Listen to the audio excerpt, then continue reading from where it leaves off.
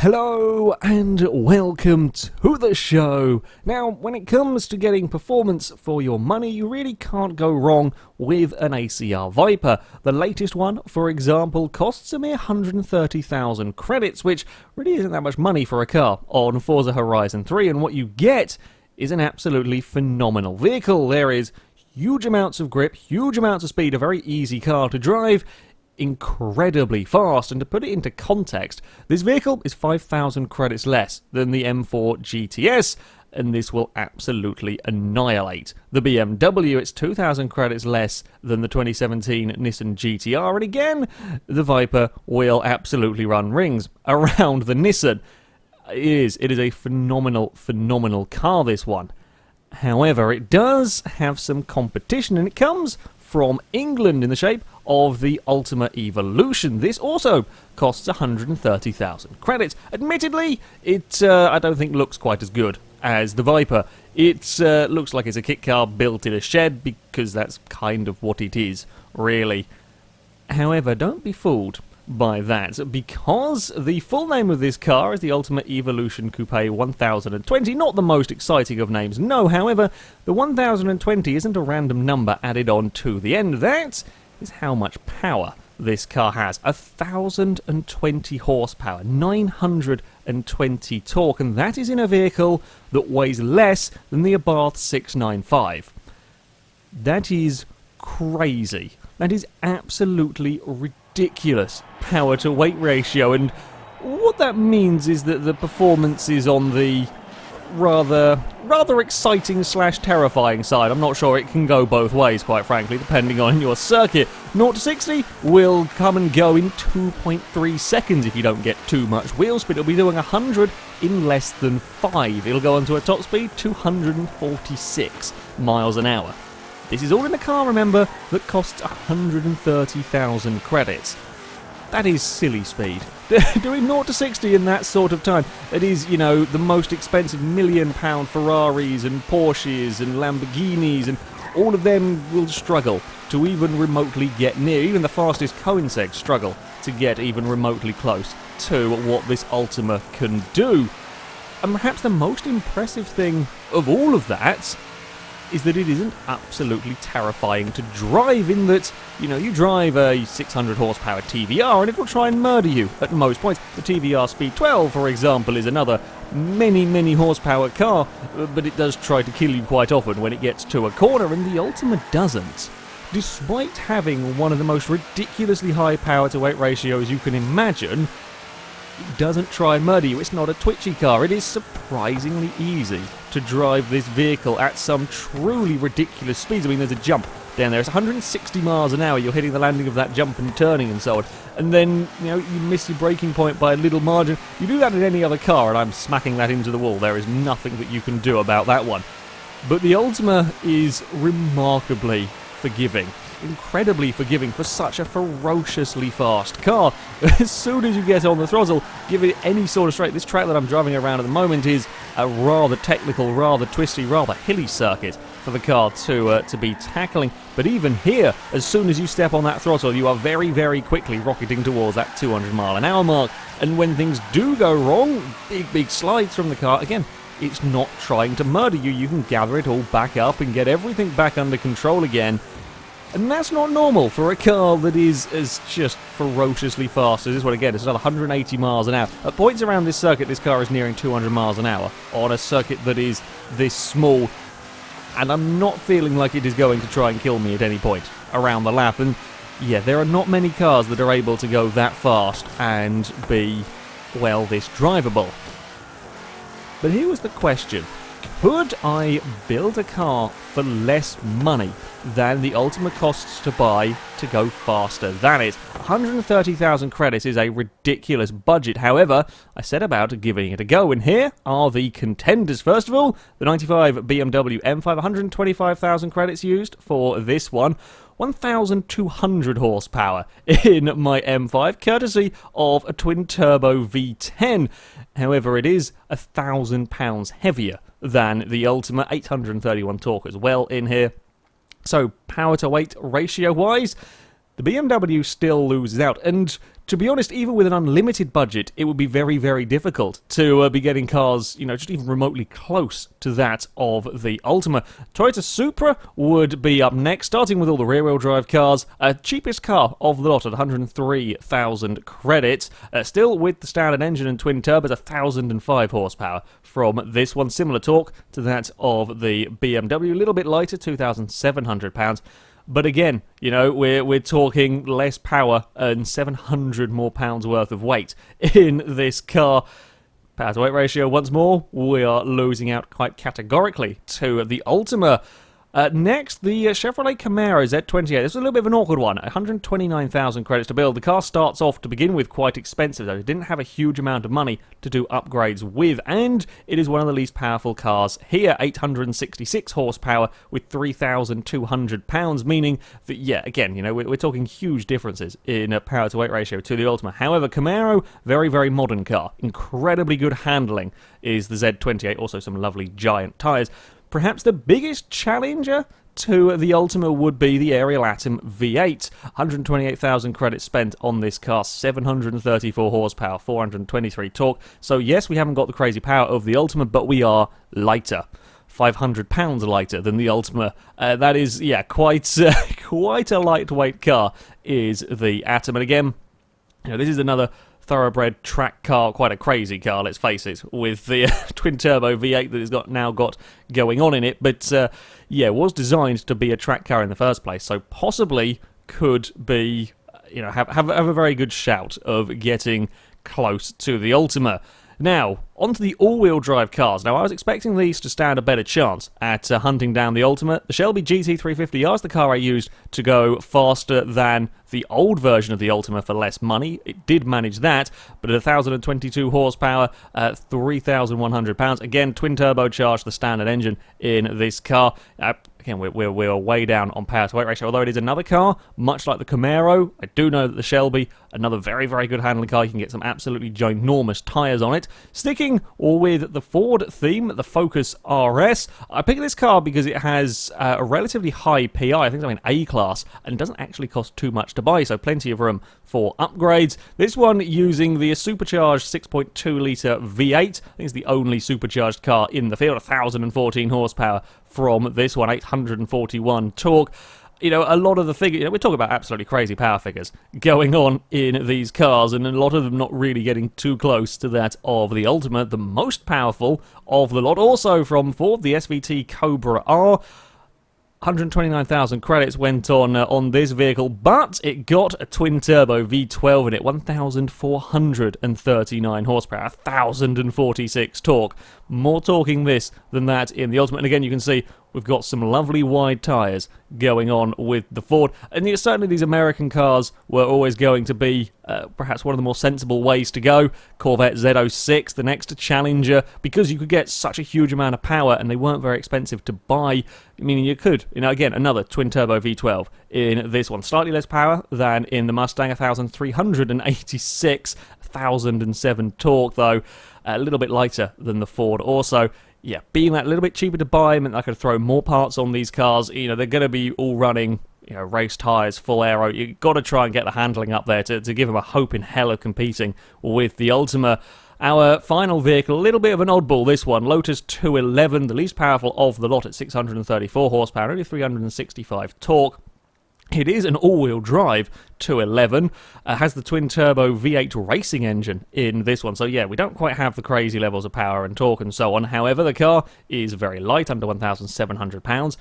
Let's not forget just how well the 211 corners. Again, it was another track car that was likely to give the Ultima its bigger concerns. To start with, we went for a drag race. Now, the all-wheel drive cars are going to have an advantage on the launch. They are, going to fly away. The Atom is quicker launching than the Ultima. However, by the time we hit 170 miles an hour, it's not long before the Ultima starts reeling them in.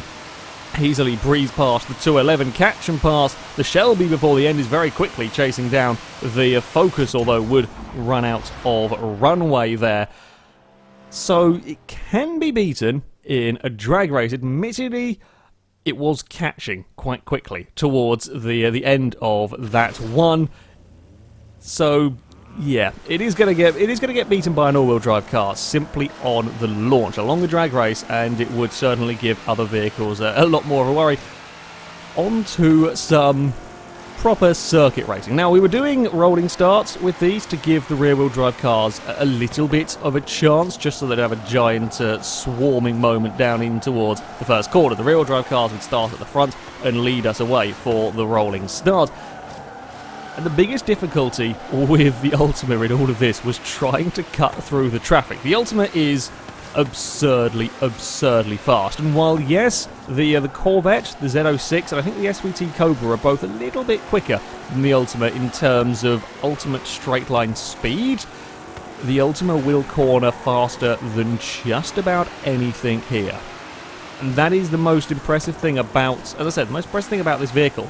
All of these cars that I built up, none of them could even remotely get close to carrying the corner speed that the Ultima could. You saw on that opening lap, I may have overdriven it into the second corner there. I worked my way up from the back of the field up into fourth place. Would lose out to the Focus. A little bit of the fun of laggy Forza going on. Lots of smoke screens happening from cars around me. It's making it a little bit difficult to see what on earth is going on. We are going to go to the outside of the Focus, almost get it all the way around. Couldn't quite. I knew he was going to end up coming back across me at the next turn, but in the end he just doesn't have the grip. He can't maintain that sort of corner speed. The Camaro ran a little bit wide out of the final turn, and that is going to be all the invitation I need. I'll just outdrive him down the straight. The Camaro, the slowest car here in a straight line, always going to have trouble when we got to any sort of straights. The Atom can't carry the corner speed, and while the Atom definitely the closest competitor to the Ultima, the difficulty with the V8 is that it is one of the most difficult cars to drive. It is twitchy, it is snappy oversteering, and you're never quite sure what it might be doing, whereas with the Ultima you know what it's going to be doing each time you get to a corner. You trust the Ultima, you don't trust the Atom V8 whatsoever. As we run down towards this final corner, both the cars up ahead of me having issues. I can just carry the corner speed that they can't. The Corvette can't get turned in. The Corvette simply can't get turned in anywhere near as fast as I can. Leave the door, they say leave the door wide open. I just know I have to sit and wait for him to run a little bit wide or try to be that little bit brave through a corner. And if he doesn't do that, I'll just drive around the outside of him, because I've got the grip in my car to make a move stick around the outside. And in that particular move, the Atom also managed to fire his car up the inside and get himself into second. And once I got into clean air, there was no real stopping the Ultima. We would fly away from the rest of the field. The Atom would vaguely keep up with the back of me, but once I was out of traffic, once I wasn't having to battle my way through the field, there wasn't a huge amount that it could do. The Lotus didn't have the greatest of starts, but that was catching towards the end. You can see with the fastest laps going on. The 211 was also very, very fast. The Corvette, though, did grab a third place in this one, and a good showing from the Camaro, bearing in mind that, that is quite a lot underpowered compared to its opponent and rear-wheel drive. The Camaro was actually proving to be a real surprise in this one. It was holding its own very, very well. Now, the next race that we would do went to the highway circuit. This one has got perhaps some of the longest straights of any of the lap circuits around Horizon 3, and this is where we thought that perhaps the Ultima might have its biggest issues, because, as I said, the Corvette is faster than the Ultima in a straight line. So perhaps in a circuit like this, the Ultima could have issues. Also, not a good circuit for the 211. The 211, while very, very fast through the corners and quick accelerating, lacks a lot of straight line speed. It's got half the power of a lot of cars around here. So yeah, this sort of track not so good for the 211. You can see the closing speed the Ultima can deal with in the braking zone. It's actually very difficult for me driving the Ultima here not to simply go into the back of cars, because I can brake so horrendously late and carry just incredible levels of corner speed that nobody else can. If you're not fully aware of what's going on, it is so easy just to end up in the back of somebody's car. Focus doesn't really stand much of a chance down this straight up to 220 miles an hour as we go on the brakes. It's almost 3 wide into turn 1. Me diving to the inside would get the move done. The Supra up ahead just can't. Again, it's another car that simply cannot get turned and carry the corner speed anywhere near what the Ultima is capable of. And in a lap, I'd worked my way up, or lap and a corner, and worked my way up into second place. Around the track that we thought the Ultima might have a little bit of a tougher time on, and it's there immediately. Admittedly, against the Corvette it did have a bit more of a tougher time chasing down the Corvette. It took me a couple of laps to start getting onto the back of the Z06. This one corner here goes to show the difference in speed these two cars have. That is a huge gap to have been made up in a single corner. And yes, the Corvette is quicker than the Ultima when we get to the straight, but it's not that much quicker, and in the end, you just have to sit behind him and you will inevitably pressurize him into a mistake. Yeah, in the end, he ran a smidge wide. It wouldn't have mattered. I would have got him on the next corner, either dive up the inside or gone around the outside of him. That is the speed and the speed advantage you have in the Ultima. And when we come to a track like this, even the Atom doesn't stand a chance, because while the Atom has just about got the corner speed, much like with the 211, the Atom is underpowered in comparison to the Ultima and just simply doesn't have the straight line speed to compete with it. Once I got myself into the lead, that was it. There was nothing that was even going to remotely touch the Ultima around this track. Would go on to take a victory. The Atom would claim a second place. I think the Corvette made a mistake on the final lap and would drop back. The Focus fared a little bit better around this faster circuit. The Corvette, you can have a very, very close finish with the Mustang. Camaro not so good around here, not quite getting the... not enjoying the long straights. It's not as fast for a car in a straight line. Likewise with the 211 as well. We tried various different tracks, and in all honesty, not much could really bring the other cars anywhere close to the Ultima. It is just that fast. It is just ridiculously quick. And the biggest difficulty for me was simply getting through the traffic when the traffic is fighting amongst itself. It's not going fast enough to win the race with this car. Even against, the Atom, the Atom is actually up into X class in this one. It is a slightly higher class than the Ultima. The Ultima starts off at the very top of S2, so it's not a huge difference between the two vehicles. Yeah, even with the Atom up in X class, at no point was I ever really fearful of the Atom, because I just had so much speed and so much composure in the Ultima that, yeah, my biggest task was trying to get through the traffic when the traffic was busy fighting each other. The two Chevrolets getting into a little bit of a tangle that would allow the Focus to get back past, and yeah, me trying to not get involved in crashes and not do anything stupid with the car. The Camaro slow out of the final turn would sweep past, not quite the space there for an Ultima that I'd hoped there would be. Camaro, would do very, very well in keeping up with a lot of these all-wheel drive cars. Definitely the best of the rear-wheel drive cars, the Camaro, by an absolute mile. It's all the way around the Focus, not quite on the outside. The Ford just coming across and me realising we're going to end up in a wall if we keep on that sort of a path. And again, I know how much speed I can carry through there. I just can't do it when I've got two cars ahead of me and I'm not quite sure where they're going to be. That was a little bit of a bump. Again, it's me getting caught out by these cars having to brake so much earlier. In all of this fighting, it'd been a great fun little exchange here. All of this fighting, the Atom had actually caught up to us and did sneak by on the inside. And at the end of the day, the most likely way you're going to ever beat the Ultima is when I make a mistake on the inside. Thought I could spot a gap to get up the inside of the Corvette. Didn't quite make it work. I hit the bumps on the inside ever so slightly, and at that sort of speed, well, I said, this is a remarkably easy car to drive fast. It's still going to bite you if you're doing something horrendously stupid and driving across dirt at 100 and God knows how many miles an hour is very, very stupid.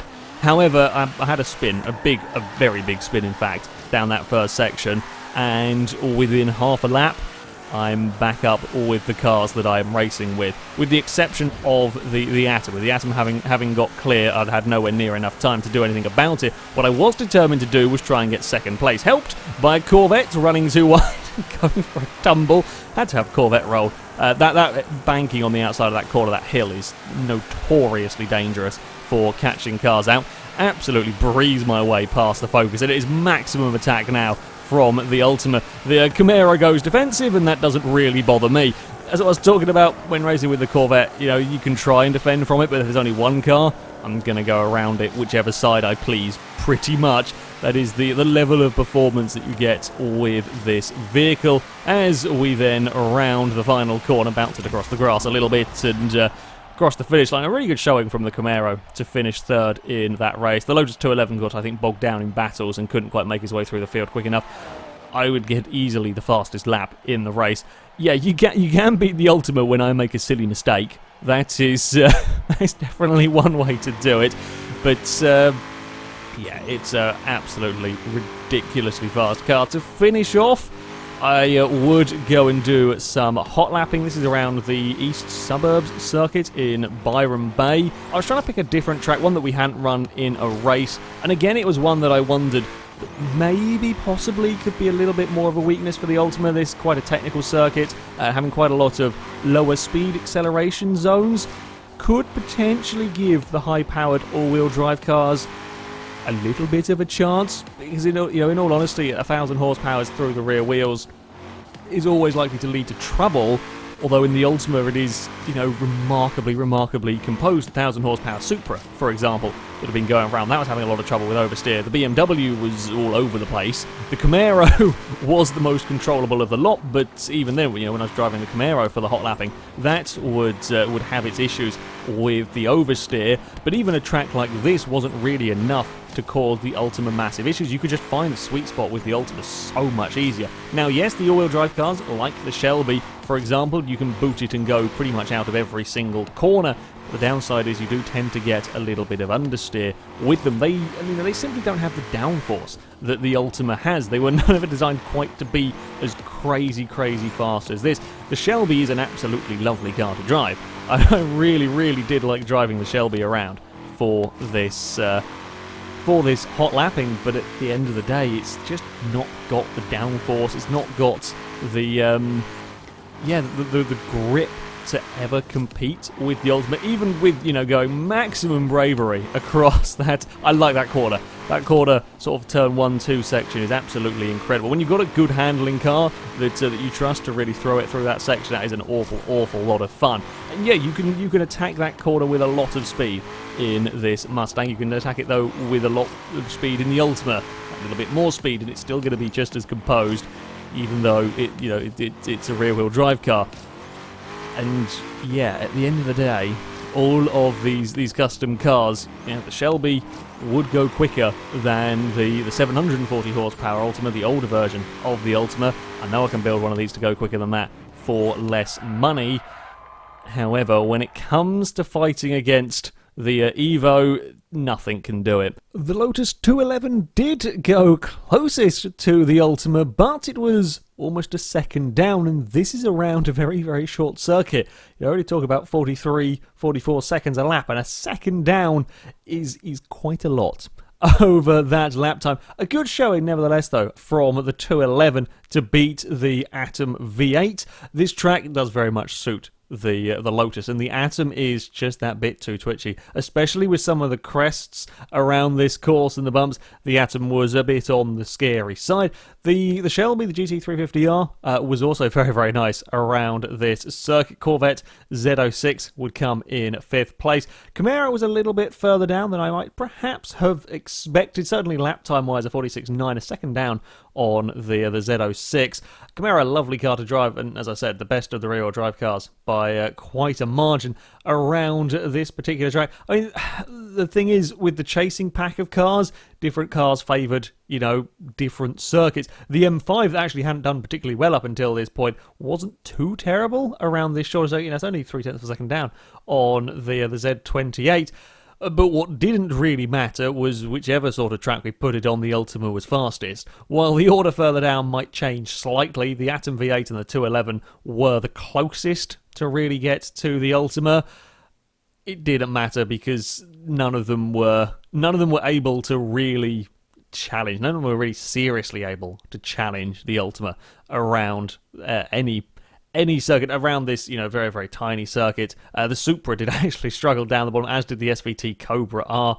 But, yeah, at the end of the day, it is the Ultima that is by far the victor. It can get beaten in a drag race purely by the launch of the all-wheel drive cars, and perhaps the power of the Corvette and the SVT Cobra are enough to have slightly higher top speeds. But as soon as you show them a corner, you saw the closing speed the Ultima could do through a single corner against that Corvette in one of the races. It's just, yeah, it's just so much faster than the competition.